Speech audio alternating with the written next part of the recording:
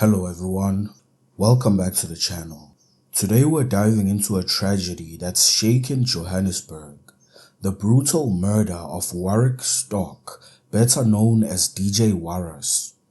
This young talented South African was gunned down in broad daylight, reportedly over threats linked to hijacked buildings in the CBD.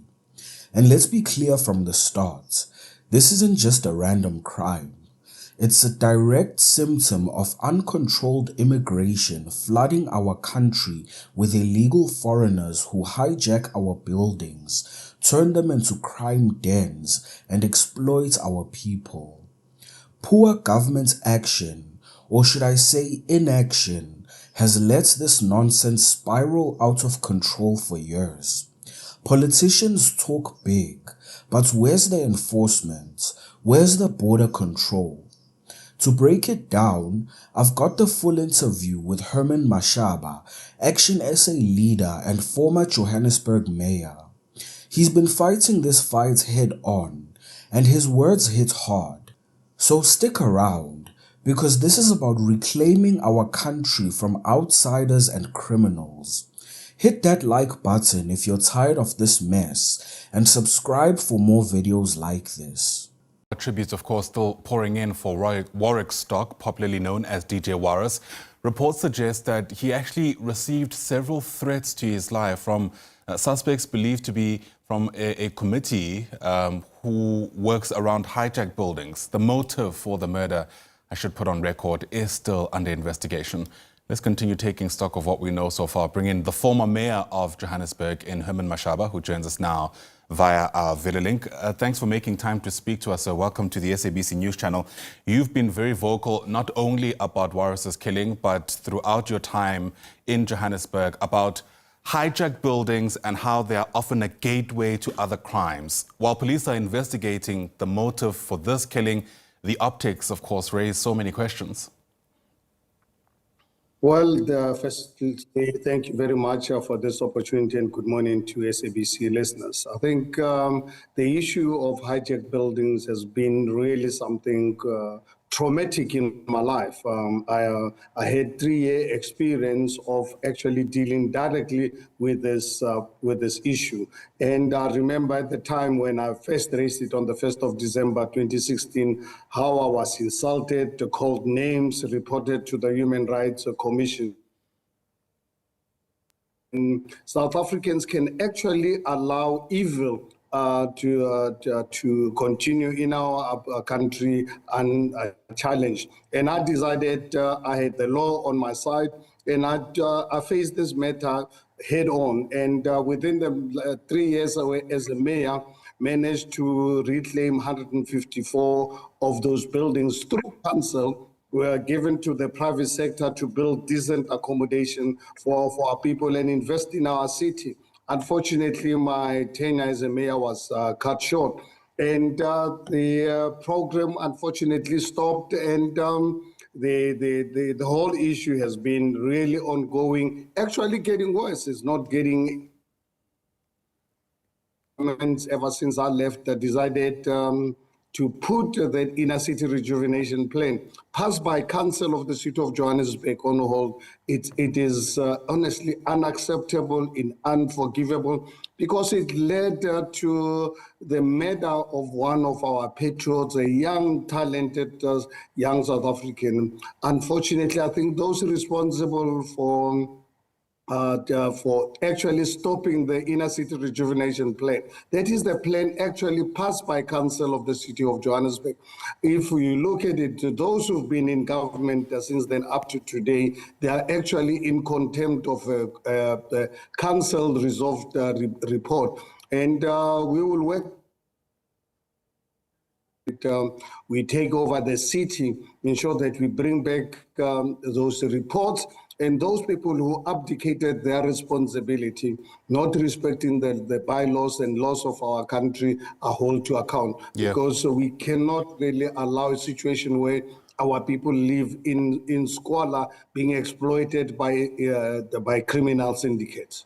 You know, and it's so interesting that you end on that note, because my next question was around What on earth is happening in these buildings? You know, I think on the face of it, most South Africans who have a bit of a distance to what's taking place in our CBD think of these buildings just being left empty, and you have pretty harmless people living there who are victims of circumstance. But, you know, incidents like what happened yesterday certainly, I think, point us to a different direction of something a whole lot more sinister being at play. I mean, at your time as the mayor of Johannesburg, what were you able to uncover around who's actually behind the hijackings of these buildings, and what kind of, you know, firepower they come with? Well, fortunately enough, I have records of people who are involved in this criminal activity. I'm sure you remember when I was the mayor, a big number of them were arrested.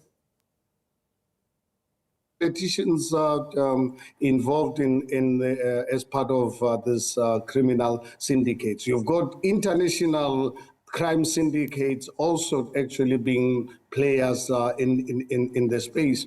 And at the same time, you have so-called human rights lawyers who are actually in support of this criminality. And I think it's like right yesterday, we were witnessing the murder of DJ Warras.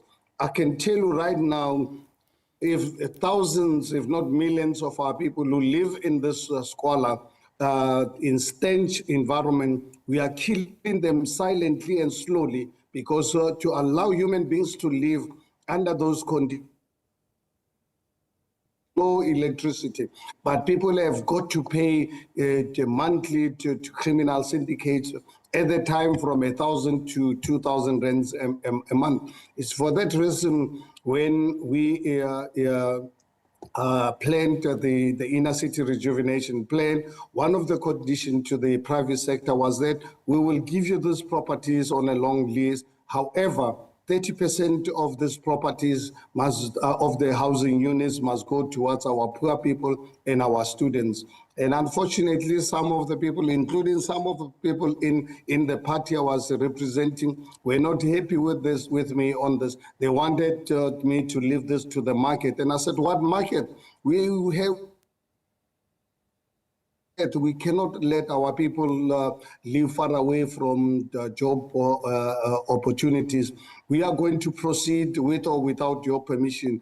And that's unfortunately led to them planning the departure, negotiating with the ANC for coming out with a motion of no confidence. Obviously motivating the ANC because at the time, the city of Johannesburg was already pursuing 35 billion rands of fraud and corruption cases, over 6,000 cases. Some of them clear as daylight, and I find it difficult even up to today that not a single one of them they've actually seen a day of light in a court of law, which is really very unfortunate.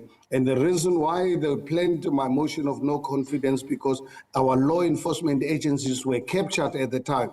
But I was prepared to go all out, use my power as the executive mayor to approach the courts to go for our law enforcement agencies to be in contempt of discharging their constitutional obligations. You know, what many people can't get over, and I certainly can attest to this myself, is just how brazen the crime was. I mean, it was in broad daylight. I don't think people were even trying to hide their attempts to kill DJ Warras. And I suppose that'll bring into sharp focus this pushback that there'll be if in fact there is that attempt to reclaim these buildings once again.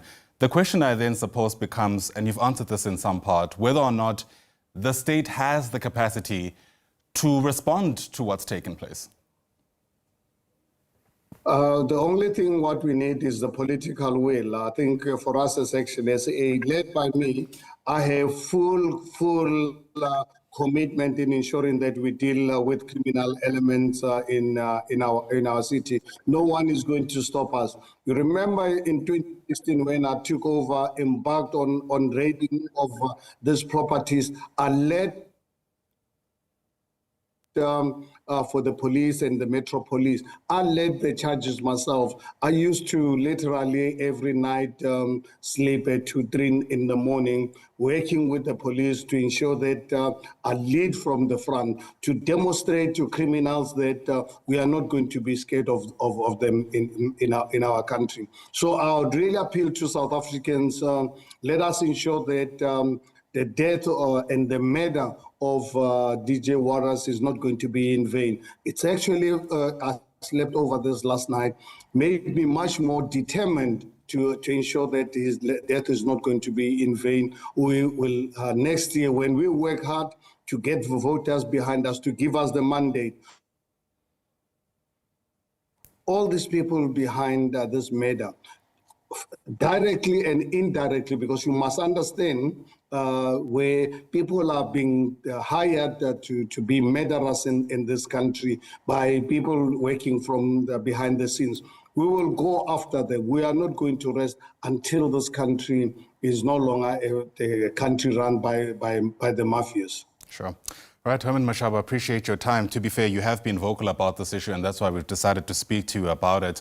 Hopefully, there is that political will, as you mentioned, to finally see through to solving this long-standing issue that has hung over Johannesburg for years now. Herman Mashaba, once again, appreciate your time. Thanks very much indeed. All right, folks. That was Herman Mashaba laying it out plain and simple.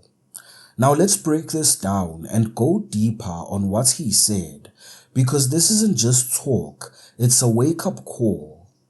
First off, Mashaba calls the hijacked buildings issue traumatic, and he's right. As mayor, he reclaimed 154 of these dumps, turning them into decent housing. But what happened after? His term got cut short and the program stopped dead. Why? Because politicians and so-called leaders put it on hold. That's government action at its worst, ignoring council decisions and letting crime fester. He points the finger at who's really behind this.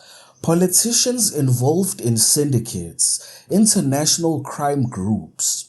And let's call it what it is. Many of these are illegal foreigners sneaking in through our porous borders. They hijack buildings, charge people up to 2,000 rand a month to live in filth with stolen electricity, water, and no safety. Mashaba uncovered arrests of these crooks during his time, but nothing's changed. Even human rights lawyers, he says, are enabling this by fighting against cleanups. It's insane. We're silently killing our own people by letting outsiders exploit them.